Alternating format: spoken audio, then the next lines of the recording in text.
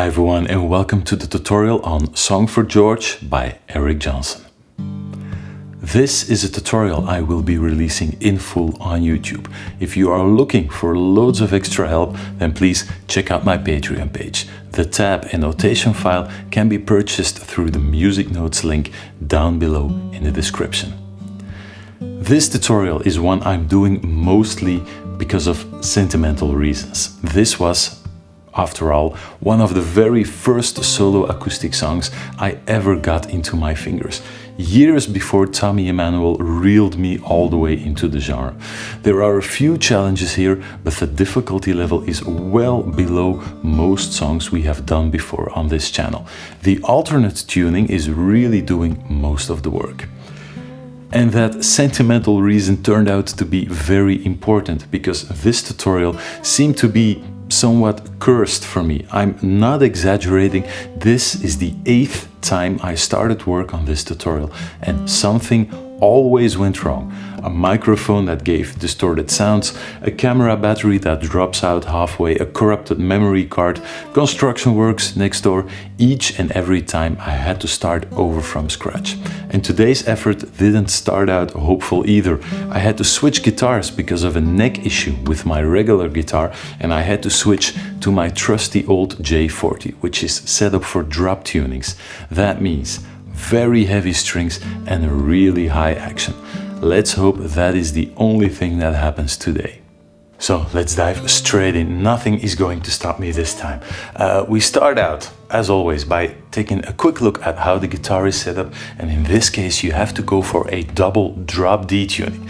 Both the low E string and the top E string are dropped down to a D. Both strings drop down a full step or 2 semitones. So the tuning you get: D, A, D, G, B, and back to D. So the inner 4 strings of the guitar are just in standard tuning. It's only the outer 2 strings that are adjusted for this song.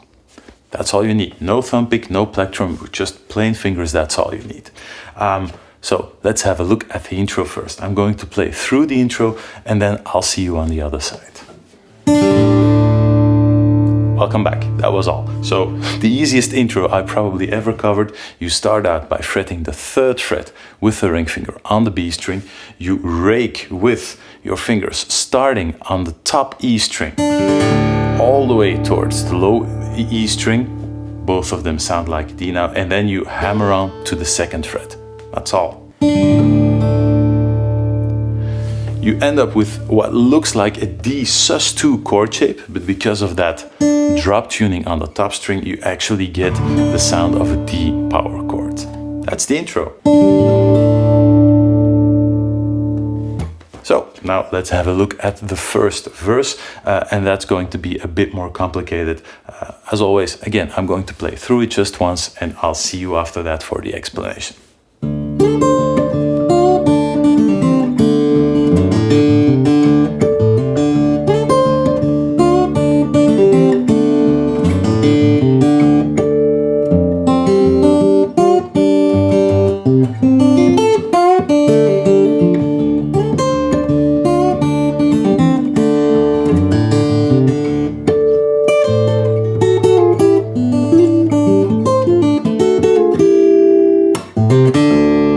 Straight into the next verse. Now there's a lot going on here, but you get a lot of mileage out of just a few ideas because there is a lot of repetition in this section as well.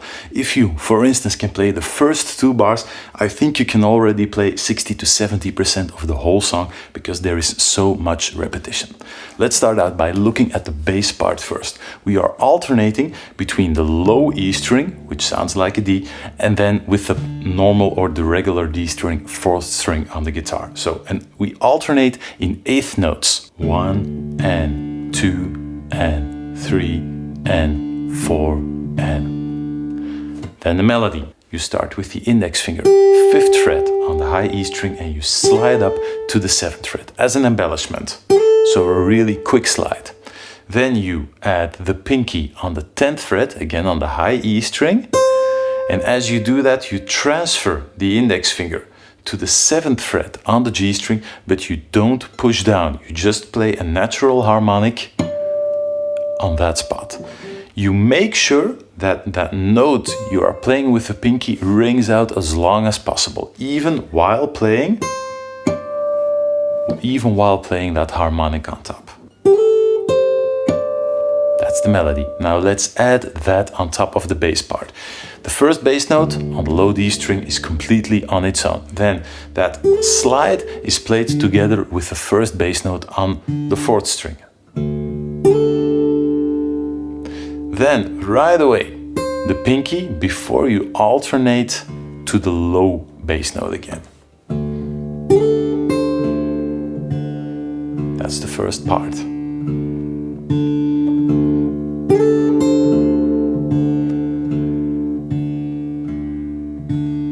Then we add in the harmonic. Slide up to the low D bass string and then the harmonic right before you alternate back to the regular D string, to the 4th string.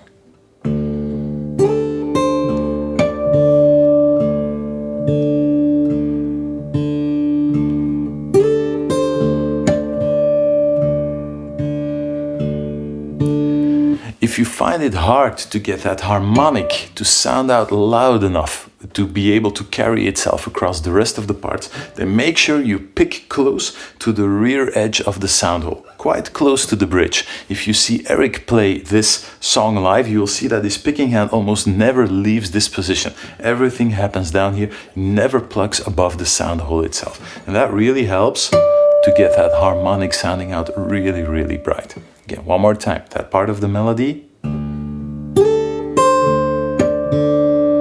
And you can create an endless loop with this one, just to make sure you can keep playing this over and over again until it feels natural. And again and again. Then things become a little bit trickier. We shift back to the open position and we are going to add in a quick pull-off lick straight away, and the first interruption of the bass part is coming up as well. This is what it sounds like.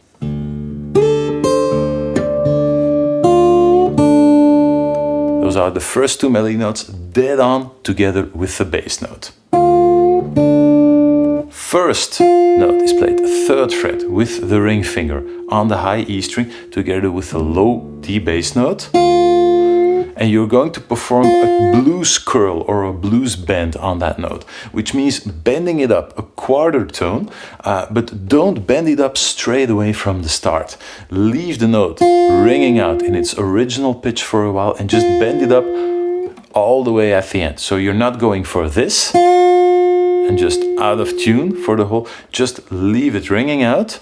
And just all the way at the end, really slowly now. All the way at the end, push it up. And the next two notes are simple. Open D bass string together with the top E string, again, which still sounds like the D note. Together with that first part of the melody.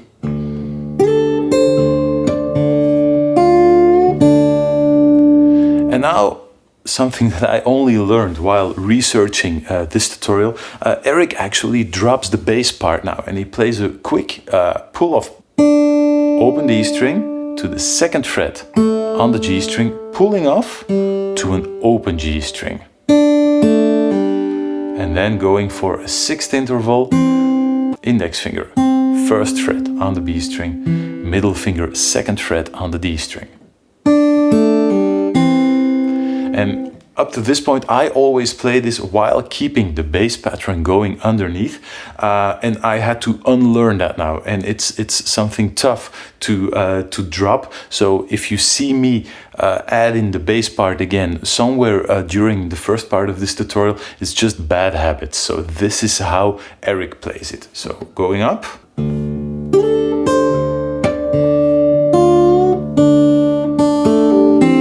So that last part is just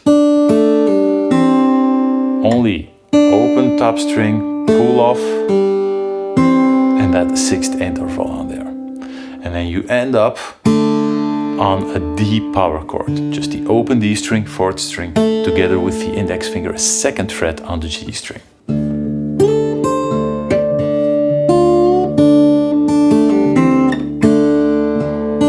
Two open strings, low E string, top E string, still in the other tuning, and then we're launching into a little bass riff.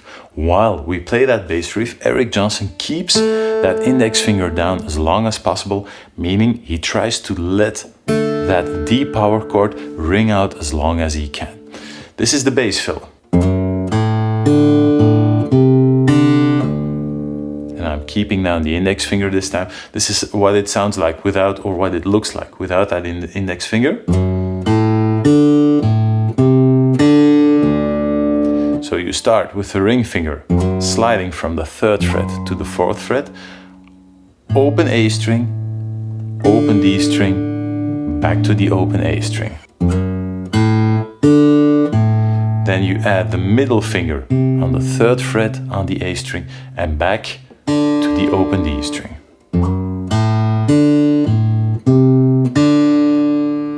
And you round out the fill with just ending back up on the low E string. End the lick by just heading for the 7th fret, again a natural harmonic, this time on the D string and the G string together. And that is where that fill ends. So starting from that D power chord,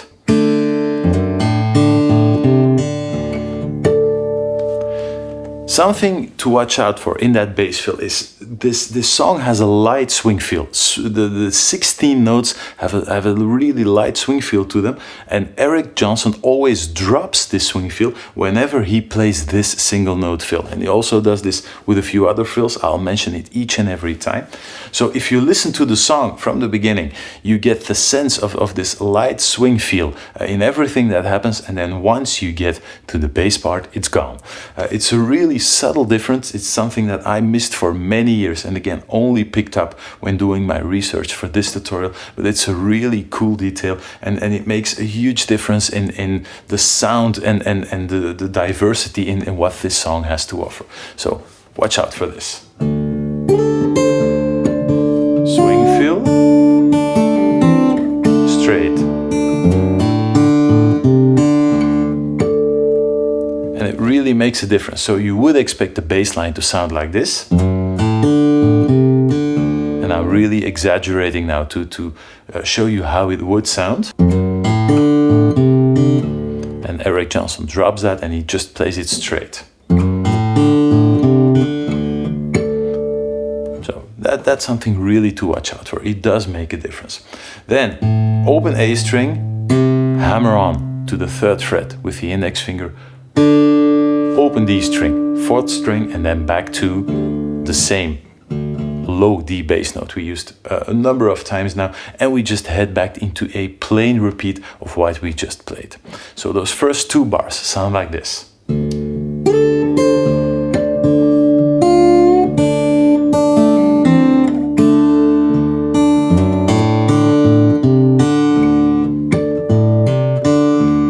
now the next 2 bars.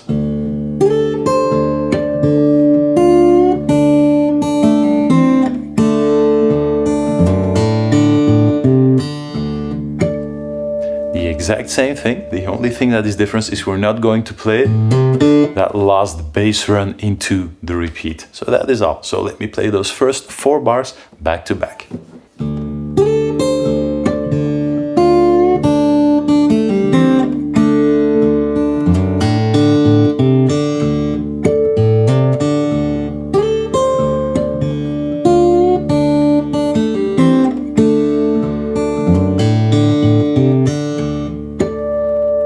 To the next part. So that's the next part. Ring finger 3rd fret on the low E string because of the altered tuning. This sounds like an F. 3rd fret pinky on the D string, index finger 1st fret on the B string. First bass note all by itself as before, and then thumb and middle finger plug the D string and the B string at the same time. And you then use the index finger on the open G string in between the pinky and the index finger. back to the low E string, nothing happens at the same time. We add the open E string after that and we alternate back to the 4th string.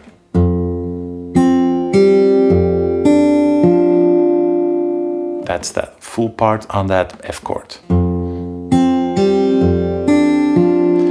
And then you switch, quickly switch even, with the index finger to the 3rd fret on the high E string, and you're going to play this together with an open G string. And all you're going to do is, again, one of those quick bends. This note is so short that you don't have to time it out too much to do it at the end of the note, so just a quick blues bend going up with the index finger on the 3rd fret together with the open G string, and then open G string, open E string. That part together.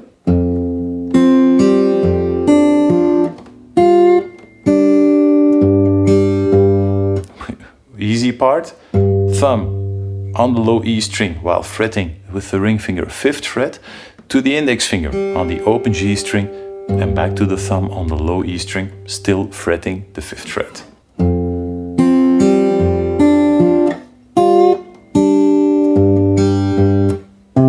Ending up on the 3rd fret on the A string.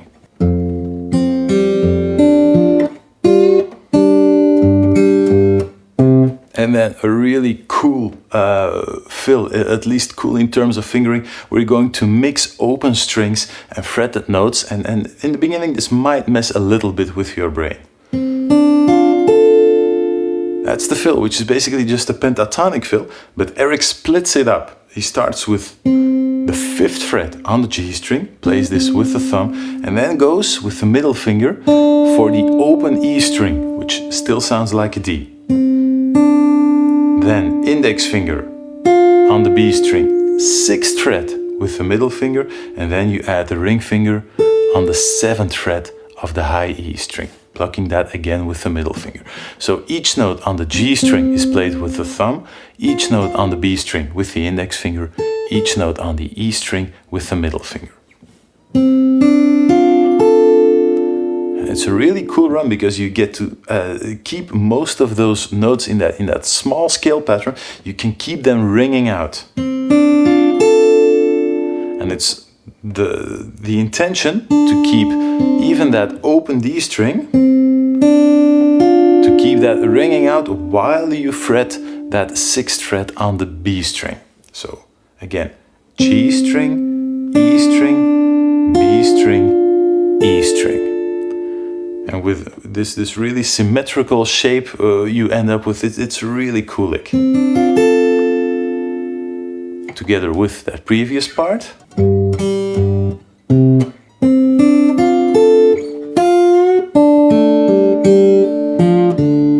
And we ended up with a really tasty blues lick. Again, a blues curl, this time again on a longer note, which means that you will only perform that blues curl all the way at the end of the note. From the 3rd fret with the ring finger to an open string. And then 2nd fret on the G string, pulling off, re-picking the G string and hammering back on. That's what happens.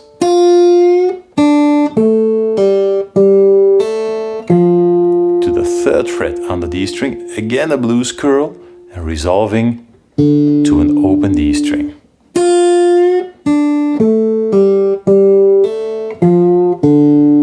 That's the full blues lick.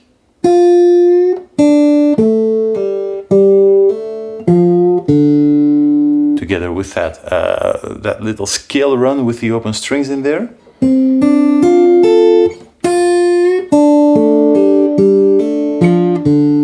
And I just muted each and every string whenever I switched to the next one to show you what you had to play. But again, you're going to try and keep things ringing out as long as possible. Really, really cool lick. Then as soon as you get that fingering down, I almost forgot to mention that you have to add in an open D string when you perform that first pull-off. When you do that, so this is the full lick. So just add the open D string as you perform the pull-off to the open G string. Almost forgot to mention that. So one more time, the full lick.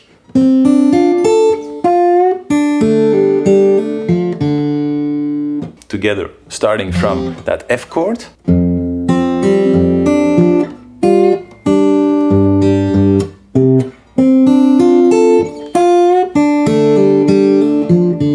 And we head straight back into the first melody.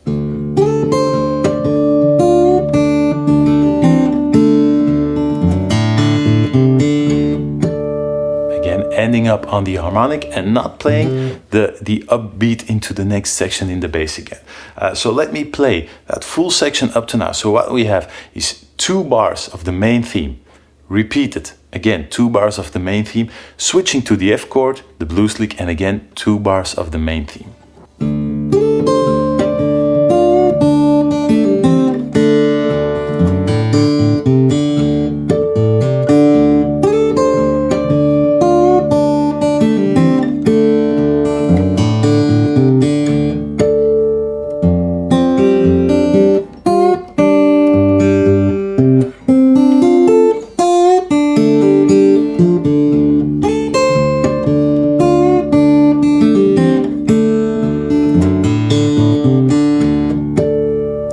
After that, it's back all the way up the neck. Not too difficult. You start with the ring finger on the 12th fret on the high E string and you pull off to the 10th fret and you have a small bar waiting there across 2 strings, only the E string and the B string. And you end up just by plucking that one note on the B string as well. So that's what happens in the picking hand. Now you have to make sure that as you perform that pull off to the 10th fret, you have to drop in the bass note at the exact same time. So first the 12th fret and pulling off and playing the bass note at the exact same time as you land the pull off on the 10th fret and then just the 10th fret on the B string separately. Then we switch that little bar over to the 7th fret and we just play the B string separately and then double stops from the 7th fret 2 times to the 6th fret and to the 5th fret. And it's possible that Eric sometimes likes to add in a slide here. So you don't have to pick each and every double stop. So he mostly goes for slide and then repick. That full section.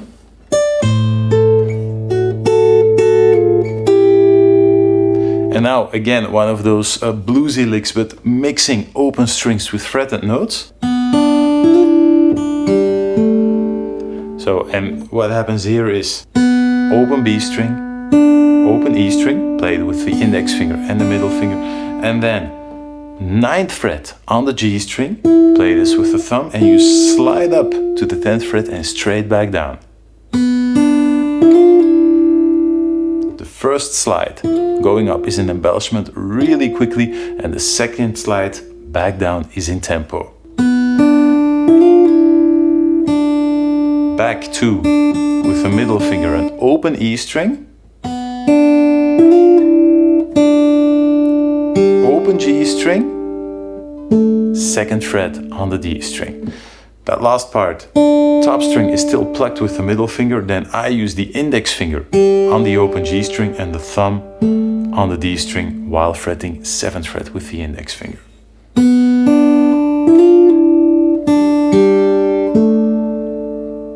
And as you can hear, even in this slow tempo, there's a lot of stuff that keeps ringing out, and that is what gives this single note lick its really unique vibe. Together with the first part.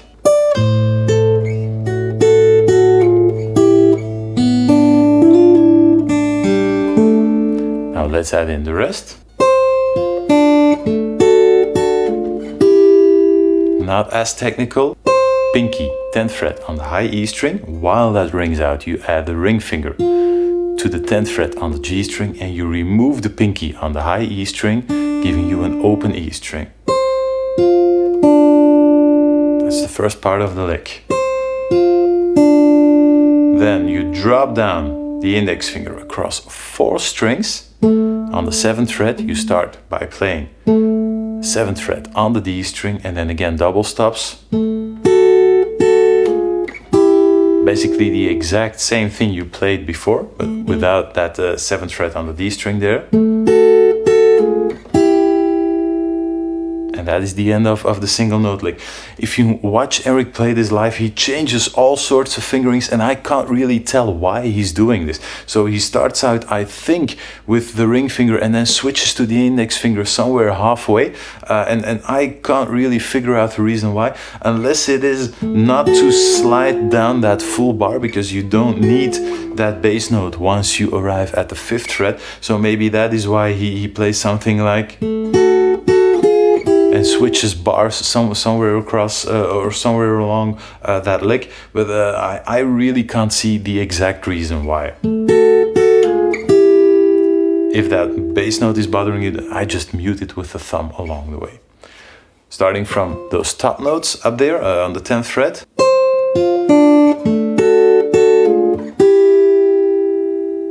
And then you end this section with the same hammer-on lick you used to couple together the first section of the main melody and the first repeat of the main melody. The exact same hammer-on we use now, again, to jump back into the main theme. Before that happens, first that last section, all the way, just starting from that 10th fret.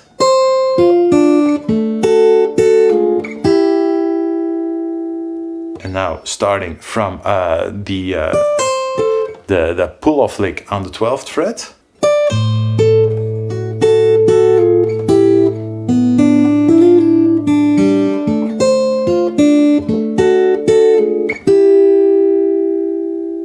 How cool is that blues lick? So it is really not that hard to play, although it might take some time figuring out those open strings versus those fretted notes. That can really mess with your brain in the beginning. Maybe one more time, even slower than that.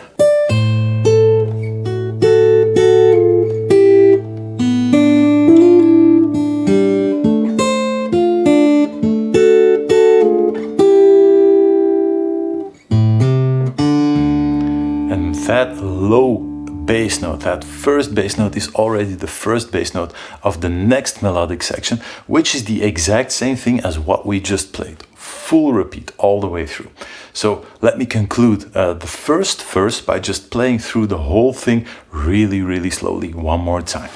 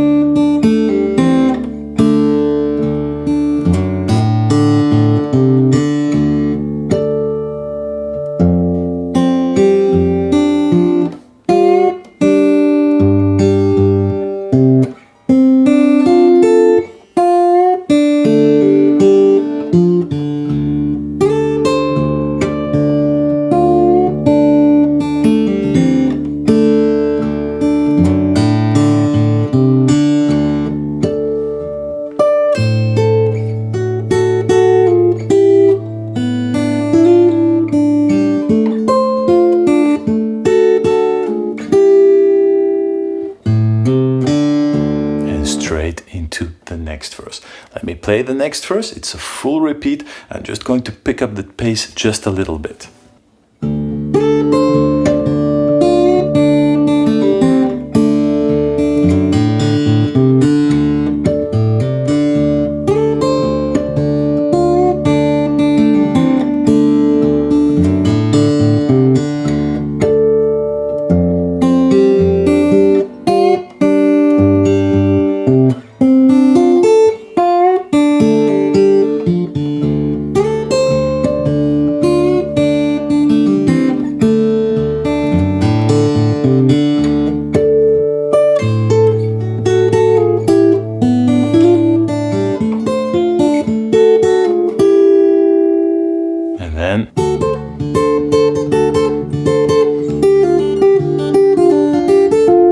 again all the cool blues licks you could want, but that is already the first bridge, and I will feature that in the second part of the tutorial. As always, take all the time you need to get all of this into your fingers, and I'll see you again soon. Bye bye.